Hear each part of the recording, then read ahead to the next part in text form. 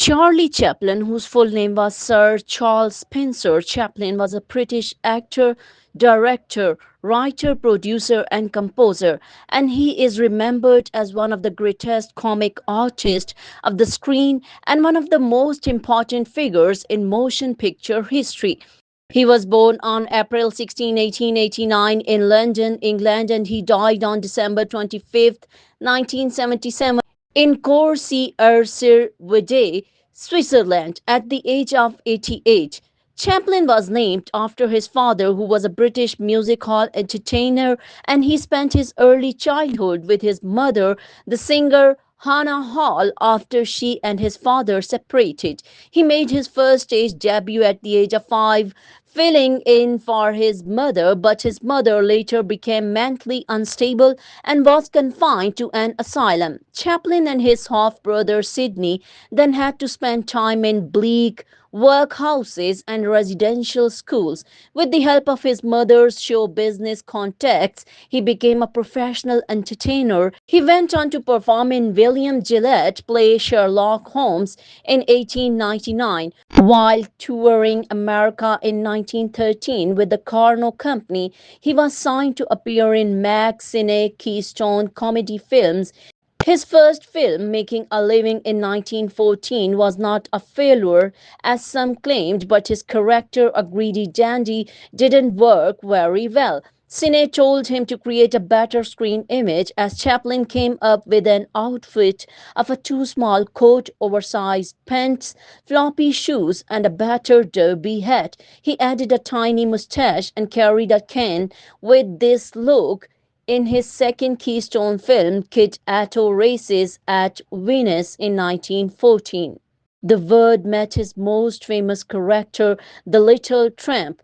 Though the tramp was often seen as a vagabond in many films, he worked as a waiter, store clerk, stagehand, and a fireman. He was really a misful, unlucky in love, shunned by polite society, but always full of resilience, cheekiness, humor, and unexpected kindness. Many say the tramp's origin came from Chaplin's own hard childhood, with others connected to Fred Carno's motto, "Keep it wistful, gentlemen, keep it wistful." Whatever the case, Chaplin became the biggest movie star within months of his debut. His 35 Keystone comedians helped shape the tramp's character, and when he began directing his own films, they improved greatly. In 1915, he moved to Asane Studios with a $1,250 a week contract where he added emotional depth to his comedies in film like The Tramp.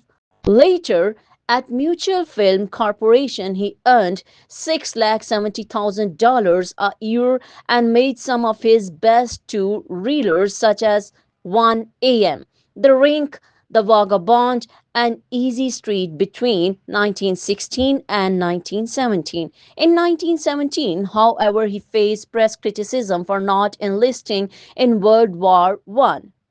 He supported the war effort by raising funds through bond rivers.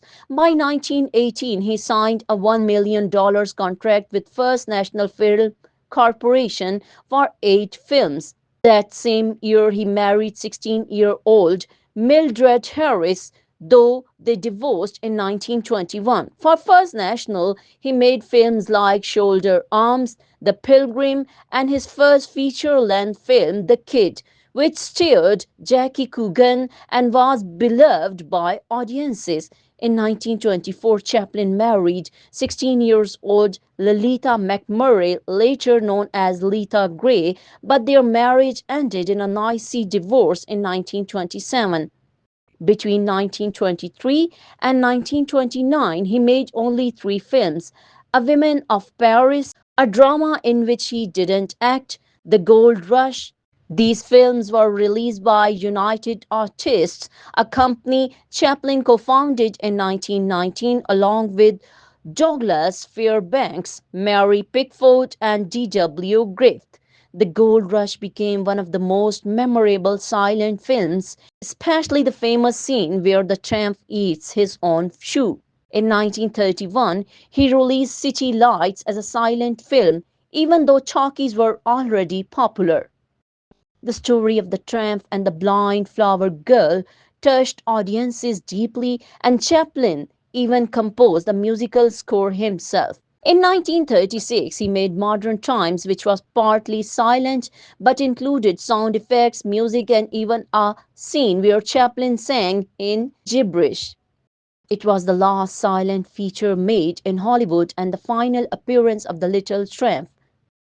In 1940, Chaplin released The Great Dictator, his first full sound film and bold political satire. He played both a Jewish barber and the dictator Adonai Henkel.